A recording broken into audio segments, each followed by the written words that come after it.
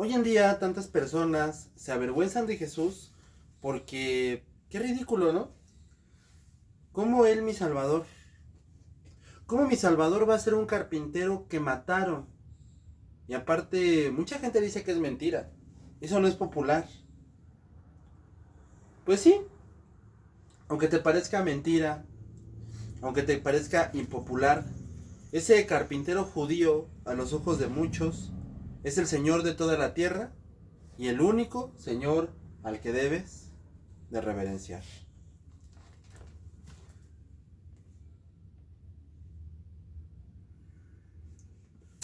He aquí que se levantó en el mar una tempestad tan grande que las olas del mar cubrían la barca, pero él dormía. Y vinieron sus discípulos y le despertaron diciendo: Señor, sálvanos que perecemos. Y él les dijo: ¿por qué temen, hombres de poca fe? Entonces levantándose reprendió los vientos al mar y se hizo grande bonanza, y los hombres se maravillaron diciendo: ¿qué hombre es este que aun los vientos y el mar le obedecen? Y cuando llegó a la orilla, a la tierra de los Gadarenos, vieron a su encuentro 2 endemoniados que salían de 2 sepulcros feroces en gran manera, tanto que nadie podía pasar por aquel camino, y clamaron diciendo: ¿qué tienes con nosotros, hijos de Dios? ¿Has venido acá para estormentarnos antes de tiempo? Estaba paciendo lejos de ellos un hato de muchos cerdos, y los demonios le rogaron diciendo: si no nos echas fuera, permítenos ir a aquel hato de cerdos. Y él le dijo: id.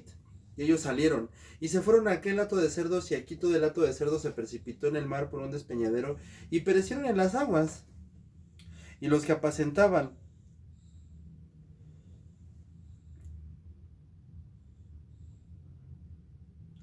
huyeron y vinieron a la ciudad y contaron todas las cosas y lo que había pasado. Y toda la ciudad salió al encuentro de Jesús, y cuando lo vieron le rogaron que se fuera de sus contornos. Entonces, entrando Jesús en la barca, pasó al otro lado y vino a su ciudad. Y sucedió que le trajeron un paralítico tendido sobre una cama, y al ver Jesús la fe de ellos, dijo al paralítico: ten ánimo, hijo, tus pecados te son perdonados. Algunos de los escribas decían dentro de si este blasfema. Conociendo Jesús los pensamientos de ellos, dijo: ¿por qué piensan mal en decir de vuestros corazones? Porque ¿qué es más fácil decir: los pecados les son perdonados, o decir: levántate y anda? Para que sepan que el Hijo del Hombre tiene potestad en la tierra para perdonar pecados. Dice entonces al paralítico: levántate, toma tu cama y vete a tu casa. Entonces él se levantó, se fue a su casa, y la gente al verlo se maravilló y glorificó a Dios, que habían dado tal potestad a los hombres. Pasando Jesús de allí, vio a un hombre llamado Mateo que estaba sentado al lugar de los tributos prosaicos, y le dijo: sígueme. Se levantó y le siguió, y aconteció que estando en él sentado a la mesa entre la casa, había muchos publicanos y pecadores que habían venido y se sentaban juntamente a la mesa con Jesús. Y sus discípulos, cuando vieron esto, los fariseos dijeron a los discípulos: ¿por qué come su maestro con los publicanos y pecadores?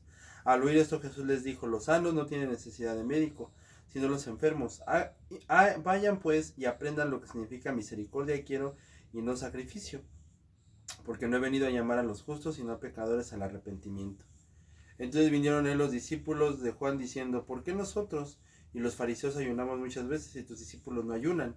Y Jesús les dijo: ¿acaso pueden los que están de bodas tener luto, entre tanto los que están con el esposo están con ellos? Pero vendrán días cuando el esposo les será quitado, y entonces ayunarán. Y nadie pone remiendo de paño nuevo en vestido nuevo,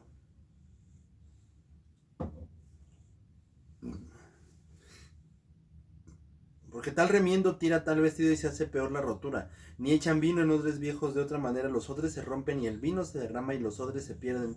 Pero echan el vino en odres nuevos, y lo uno y lo otro se conservan juntamente. Mientras él les decía estas cosas, vino un hombre principal y se postró ante él diciendo: mi hija acaba de morir, ven, pon tu mano sobre ella y vivirá. Y se levantó Jesús y le siguió con sus discípulos. He aquí que hay una mujer enferma de flujo sangre, hacía 12 años. Se le acercó y tocó el borde de su manto, porque decía dentro de sí: si tocare solamente su manto, seré salva. Pero Jesús, volviéndose y mirándola, le dijo: ten ánimo, hija, tu fe te ha salvado. Y al entrar fue salva. Al entrar Jesús en la casa del principal de la sinagoga, viendo a los que tocaban flautas y a la gente que había hacía alboroto, les dijo: apártense, porque la niña no está muerta, sino duerme. Y se burlaban de él. Pero cuando la gente había sido echada fuera, entró, tomó de la mano a la niña, la levantó, y se difundió la fama de esto por toda aquella tierra. Pasando Jesús de allí, le siguieron 2 ciegos, dando voces y diciendo: ten misericordia de nosotros, hijo de David. Llegaron a la casa diciendo: ¿creen que puedo hacer esto? Y ellos dijeron: sí, Señor. Entonces les tocó los ojos, diciendo: conforme a su fe les ha hecho. Y los ojos de su fe fueron abiertos, y Jesús les encargó rigurosamente, diciendo: miren, que nadie lo sepa, pero que ellos salidos divulgaron la fama de él por toda la tierra. Y mientras ellos salían, aquí que le trajeron un mudo endemoniado, y echando fuera el demonio, el mundo habló, y la gente se maravillaba y decía: nunca se ha visto cosa semejante en Israel. Pero los fariseos decían: por el príncipe de los demonios echa fuera a los demonios.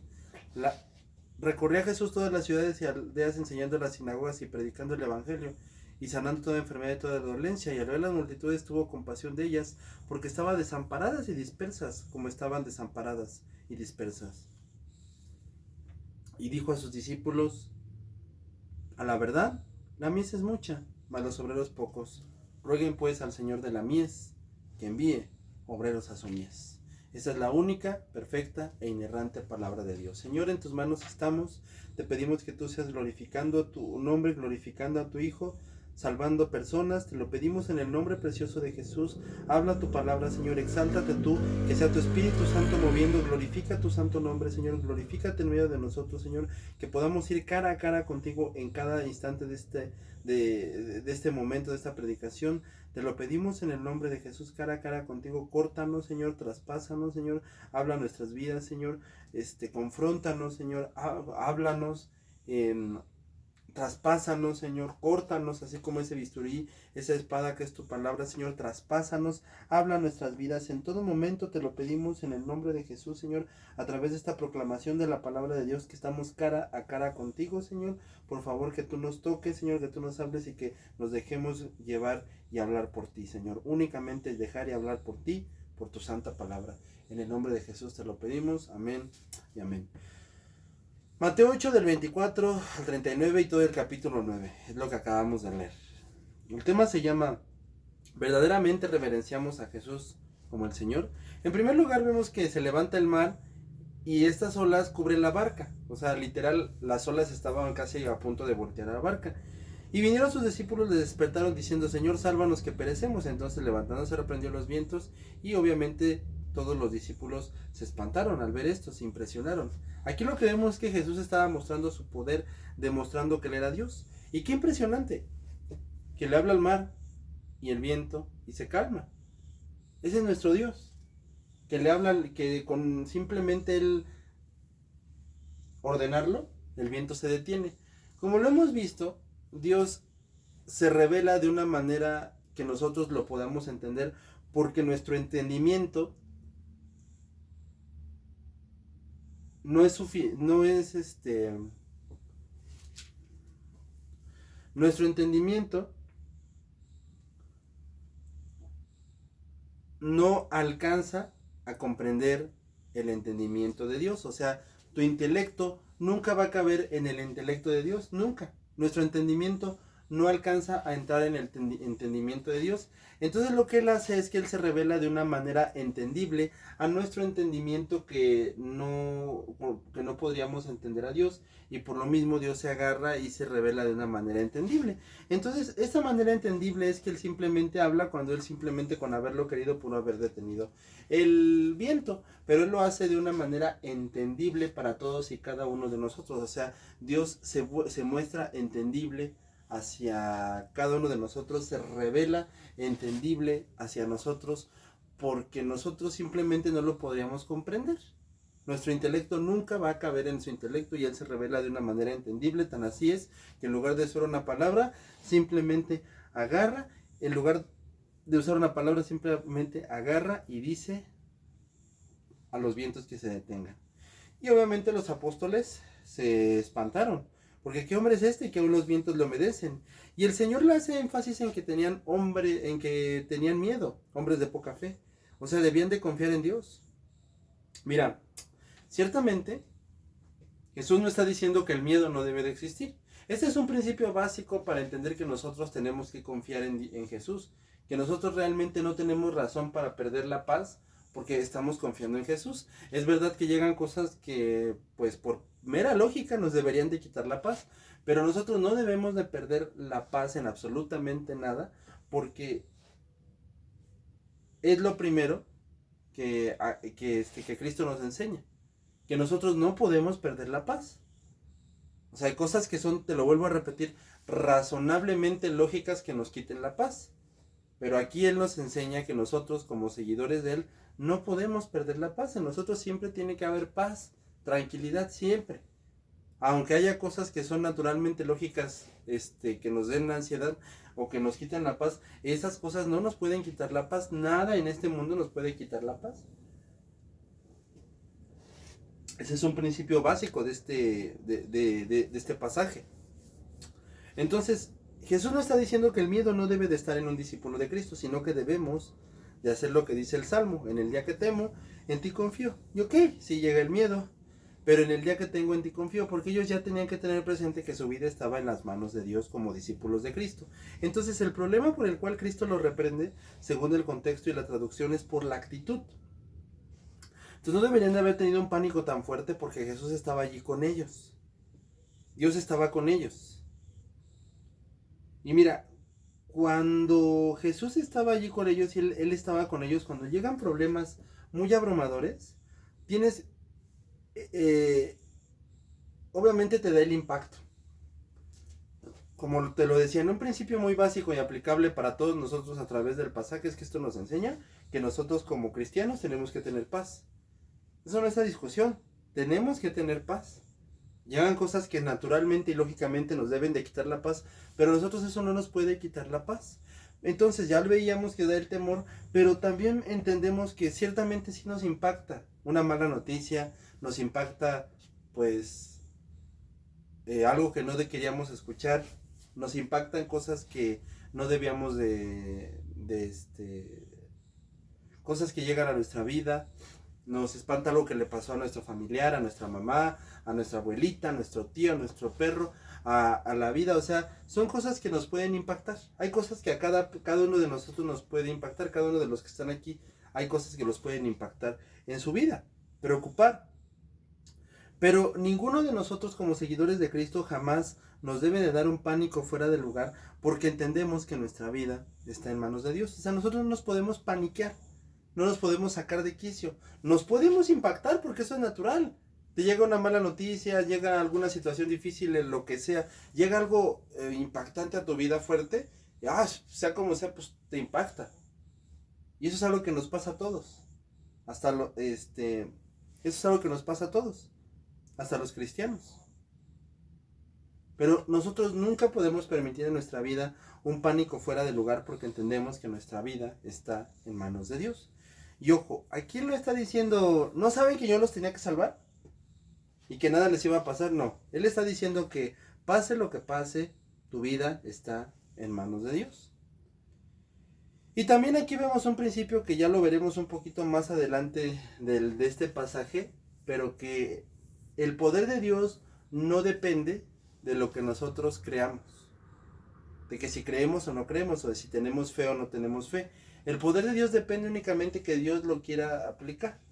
Imagínate en Éxodo, si Dios se hubiera esperado a tener fe para sacar Dios se hubiera esperado. Imagínate en Éxodo que Dios se hubiera esperado a que los judíos tuvieran fe para sacarlos. No, pues nunca lo saca. O que Dios en nuestra vida se esperara a tener fe para hacer las cosas en nuestra vida. Nunca llegarían. Entonces Jesús ya les ha estado diciendo que seguirlo a Él es dejar todo por Él. En eso confía, pero hay algo que nosotros tenemos que entender, que nuestra vida ahora está totalmente en Dios. Como lo decía Pablo, si vivimos para el Señor morimos.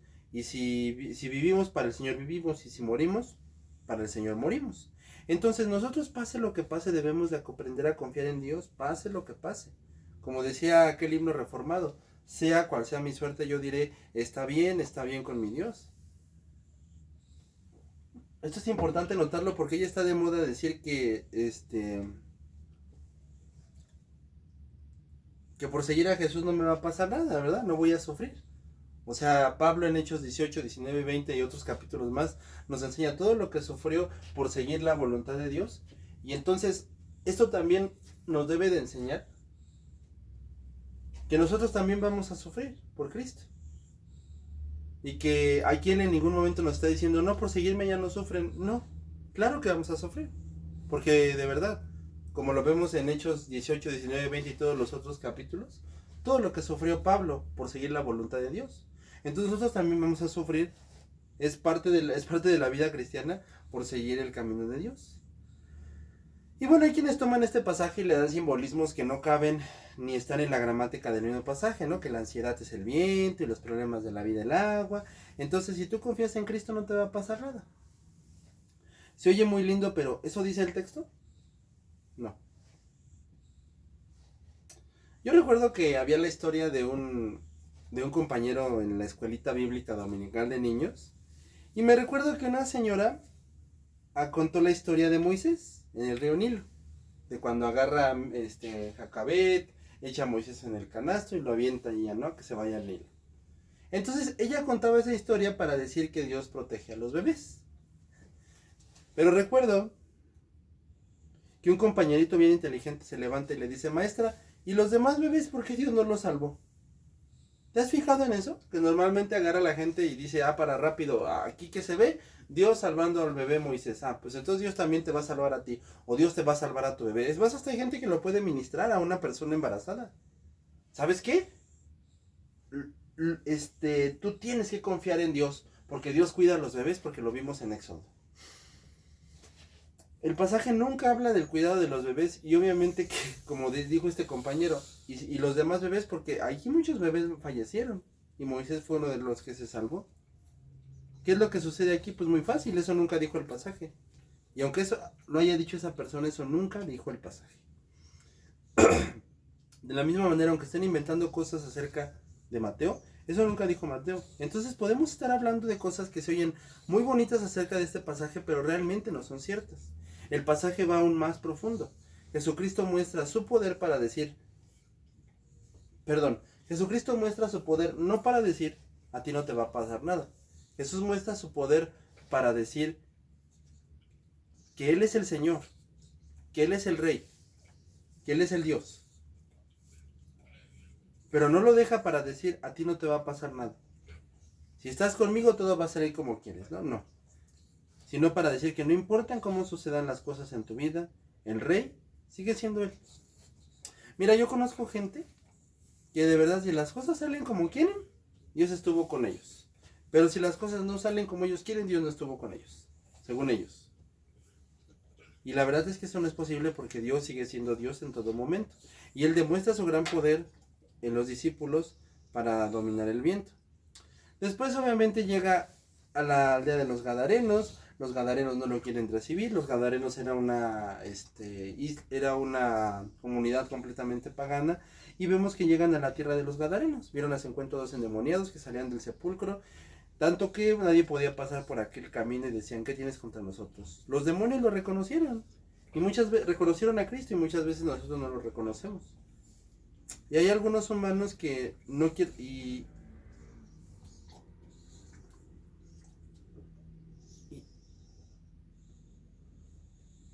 Y bueno, vemos aquí algún detalle triste porque estaban más ofendidos por lo de los cerdos que sin darse cuenta que ahí estaba Cristo, ¿no? Y así hay mucha gente que no se da cuenta de que ahí está Cristo y está más ofendida y teniendo su mente en otras cosas. Después agarra, le traen al paralítico y le dice, ten ánimo hijo, tus pecados te son perdonados. Y la gente al verlo se maravilló y glorificó a Dios que había dado tal potestad a los hombres. Fíjate nada más que escena, le traen a un paralítico a Cristo y aquí han salido muchas historias y aplicaciones y por eso vamos a enfocarnos en esto. Lo traen para sanarlo, Jesús lo ve y le dice, te voy a sanar, ahorita te toco y te levantas. No, lo ve paralítico, o sea no se podía mover de la cintura para abajo. Y en lugar de decirle, te sano, en el nombre de Jesús, le dice, ten ánimo hijo, tus pecados se son perdonados. Entonces aquí notamos la urgencia de que lo que Dios realmente quiere, lo que Dios le urge no es sanarte, es darte la salvación. Lo que Dios quiere es darte la salvación. ¿Él te puede sanar? Sí, si es su voluntad.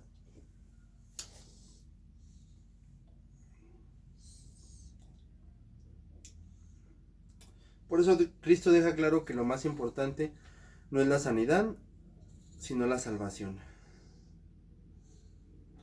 Hace tiempo recuerdo que Agustín de Hipona, hace muchos años Agustín de Hipona daba clases a sus estudiantes y le preguntaron, ¿usted ha visto milagros? Y Agustín de Hipona contestó, sí, he visto los más pequeños.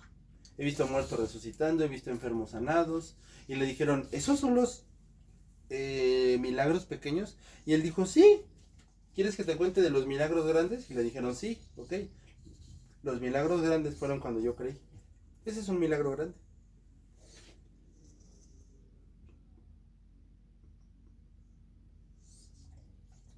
Ya después agarra el Señor y les dice, no tienen necesidad de médicos sino los enfermos, y pues se aprenden lo que significa misericordia y no sacrificio.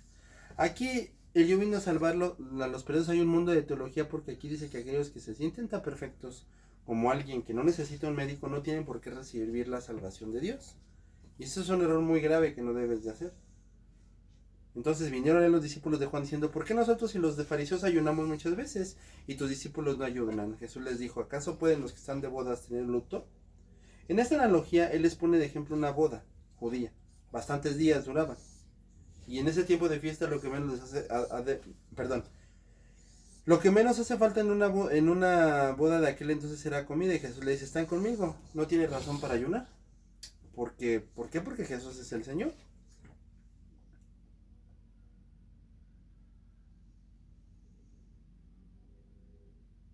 Así que si algo nos enseña este fragmento es que siempre podemos estar en la misma situación, siempre con Él.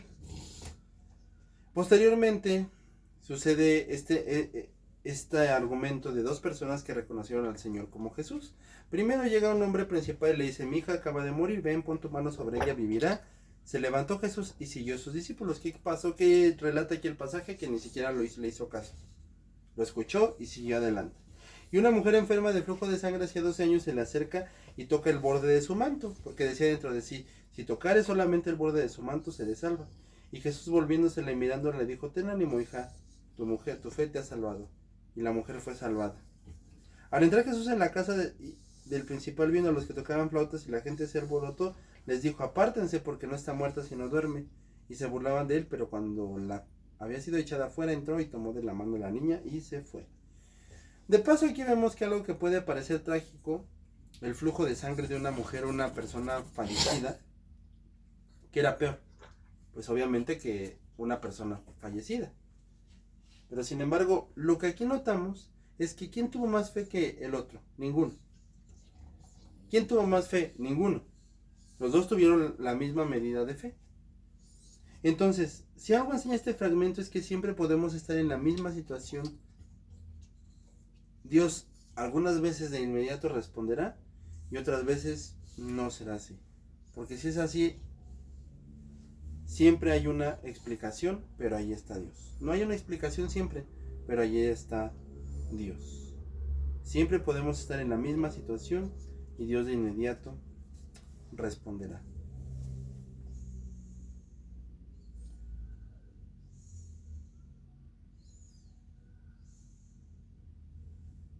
Después obviamente al Señor ya vieron su poder, vieron todo lo que había hecho, vieron todas las cosas que Él había llegado acá. Y este es el punto de los religiosos que creen que están con Jesús y creen que lo aman y le sirven, pero no es así. Aman y sirven su religión. El amar y servir tu religión de nada te va a servir. Y tú no debes de servir a tu religión, pero si reconoces a Jesucristo como el único Señor, ya estás del otro lado. Thomas Watson nos dice, en este capítulo Jesús enfrentó muchas acusaciones. Fue acusado de blasfemia, fue acusado de baja moral, y aunque Mateo ha establecido completamente las credenciales de Jesús como el Mesías, Jesús comienza a ser rechazado. En todo momento, todas las sanidades que produjo Cristo fue únicamente demostrando que Él era el Mesías y que Él era el cumplimiento de las Escrituras. Entonces, este mundo de sanidades que Él hizo, que produjo Cristo, solamente eran el cumplimiento de que Él era el Mesías y que era el único Salvador. Y Él en este punto final, Él se queda viendo y dice, bueno, recorro todas estas ciudades dispersas y como ovejas que no tienen pastor, como te decía.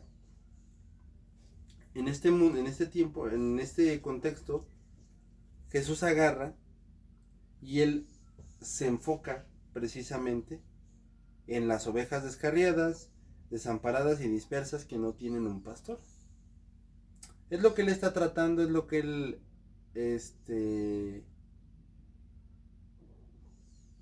está queriendo decir. Es al punto al que él está queriendo llevar a la audiencia. Y en este punto, en esta audiencia, lo que él le empieza a decir es que toda la ciudad, es que toda enfermedad, todo ese tipo de cosas, esas sanidades que él hacían eran confirmando que él era el Mesías, demostrando que él era el Mesías y que todo esto nada más era todas esas sanidades nada más eran una profecía que marcaba el cumplimiento de que Jesús sí era el Mesías. Entonces, cuando notamos este tipo de cosas, nos damos cuenta de que el mundo, en todas estas sanidades que produjo él solamente eran para eso, para demostrar que era el Mesías. ¿Y qué pasaba? Que lo acusaban de que esto era según de Satanás. Entonces, toda la falsa enseñanza que los falsos maestros habían distribuido hacia todo Israel y por lo tanto estaban perdidos, sin conocer la verdadera interpretación de las escrituras. Por donde quiera, hermanos, hay falsos predicadores, falsos apóstoles, falsos maestros y se la pasan diciendo tonterías como de no, es que a Pablo le pegaron por su culpa. ¿Para qué predica? Y era un mandato de Dios, pero ahora resulta que ¿para qué predicó?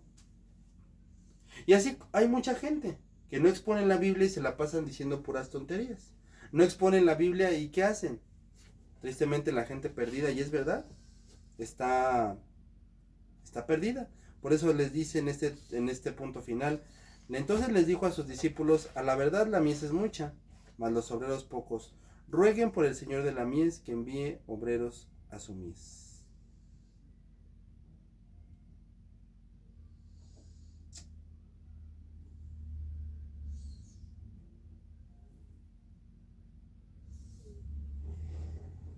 Spurgeon dijo en este punto final, debemos rogar que el Señor envíe obreros. Ahora el griego es mucho más contundente, esto es que los empuje hacia adelante y los arroje hacia afuera, y es la misma palabra usada para la expulsión de un demonio, de un hombre poseído. Se necesita para sacar a un demonio y se necesitará el mismo poder de Dios para enviar un ministro a su obra. ¿Qué es lo que Dios está diciendo aquí? Que Dios está levantando más hombres, mujeres y jóvenes, estos obreros, para la obra de Dios. Y tú podrás decir, ¿yo lo seré? Sí. Si está en tu compulsión hacerlo, adelante. Pablo decía, ay de mí si no predico en el Evangelio. Y ahí él simplemente está diciendo, yo no puedo vivir sin él.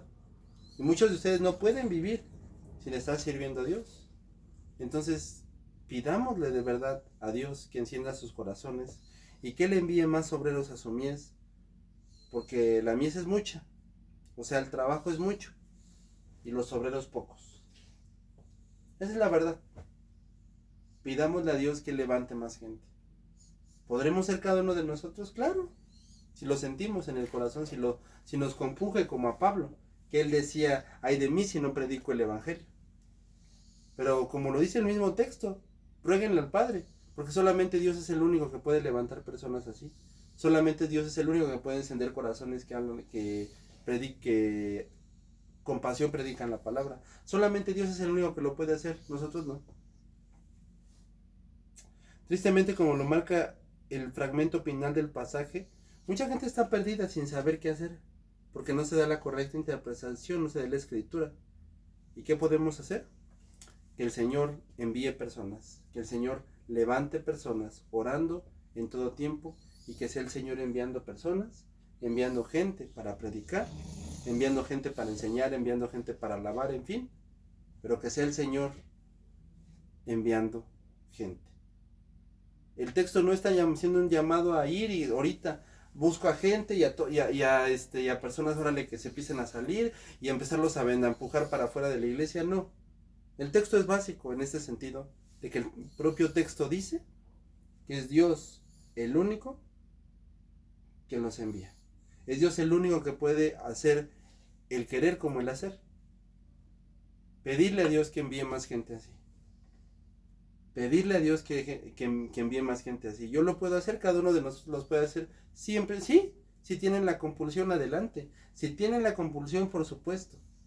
Por supuesto. Háganlo. Si en cada uno de ustedes está la compulsión, háganlo. Y como te vuelvo a repetir, este no es un pasaje de ahorita salgo a la iglesia y saben que salgan, se vamos a predicar y a todos los empiezo a aventar. No. No, no, no.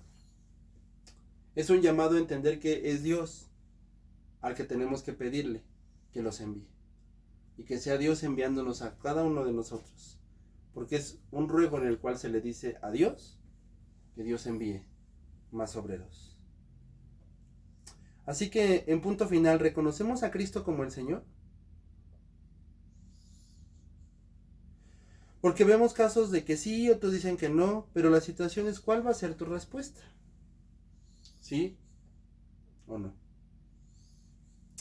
Querido, querida, o de donde tú seas, tú debes de entender que Jesucristo debe de ser el único Señor de tu vida. Así que, de verdad, así como lo decía el pasaje, entiende totalmente que Jesús es el único Señor. Entiende que Jesús es nuestro único y verdadero Salvador. Y que como lo marca todo este pasaje, Él es el único y verdadero Señor. Y que el verdadero Señor envíe y levante gente para su obra. Que el verdadero Señor envíe personas y obreros para su obra. ¿Cada uno de ustedes lo puede hacer? Sí. Si hay en ustedes una compulsión. Pero si hay algo que la Escritura deja muy en claro en el fragmento del pasaje, y no querer inventar cosas de que no, es que hermanos, es que la misa es mucha y los obreros pocos, a ver Pancho, a ver Juan, levántate y sal. No, eso no es lo que el pasaje está transmitiendo. Eso no es lo que el pasaje quiere que tú entiendas. De que simplemente agarras y a todos son obreros y no. Lo que únicamente el pasaje está diciendo, le pidamos a Dios, pidamos a Cristo, que Él sea enviando personas. ¿Lo puedes hacer tú? Sí, claro, si tienes en esta compulsión. Pero es muy claro que sea Dios enviándolos, que sea Dios enviando gente, enviando obreros. Pidámosle a Dios que envíen obreros de verdad para la obra de Dios. Que envíe obreros que envíe obreros el Señor para llevar a los demás hacia el Señor Jesucristo. Y solo Dios lo puede hacer, porque solamente Dios es el único Señor. Así que mis hermanos, de verdad, entrégate por completo a tu único y tu verdadero Salvador, el Señor Jesucristo. Deja que en todo momento Él te traspase. Deja que tu palabra sea la que te hable. Y deja que estos obreros de verdad vengan. Pídele a Dios que vengan. Háblale y dile, Señor, envía a esos hombres. Porque si hay algo que la gramática del texto nos dice y nos deja muy en claro, es no estar diciendo, no, todos a predicar, no. Todos sálganse, no. O llego a la iglesia y órale, muévanse todos, no. Lo que el fragmento nos dice es que solamente Dios los puede enviar. Alguien preguntará, ¿y yo qué hago? Y entonces, ¿yo no lo puedo hacer? Sí, sí, claro que sí. Siente esa compulsión. Pero la ley vital sigue siendo muy clara. Que sea Dios enviando estos obreros. ¿Reconocemos a Cristo como el Señor? ¿O lo vemos como el... puede que sí, puede que no. ¿Y cuál será nuestra respuesta? Que es lo más importante. Tú debes de entender, amigo, hermano, familia, no lo sé. Tú debes de entender que Jesucristo es el único Señor y Salvador de tu vida. No tienes otro. Y eso es lo que a cada persona le tienes que estar diciendo, compartiéndole. Porque Él es tu único y tu verdadero Salvador. Entrégate por completo al único y verdadero Salvador. Señor, gracias te damos por esta palabra. Te pedimos que tú seas hablando y aplicándola en el corazón de todos y cada uno de ellos, Señor. Gracias por esta palabra. Te lo imploramos en el nombre de Jesús. Y te pedimos que sea hablada, sea traspasada y que nos hable, nos traspase y que nos recuerde que el Señor Jesucristo es nuestro único y verdadero Señor. En el nombre de Jesús, amén y amén. Y Dios te bendiga.